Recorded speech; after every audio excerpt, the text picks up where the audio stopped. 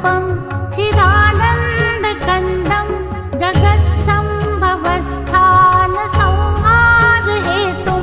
स्वभक्तेच्छया मानुषं दर्शयन्तं नमामीश्वरं सद्गुरुं साईनाथं भवद्ध्वान्तविध्वंसमार्तण्डमीड्यं मनोवागतीतं मुनिर्ध्यानगम्यं जगद्व्यापकं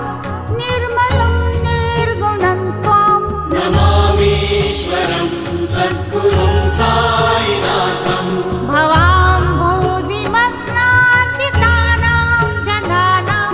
स्वपादाश्रितानां स्वभक्तिप्रियाणां समुद्धारणार्थं कलौ सम्भवन्तं नमामीश्वरं सद्गुरुं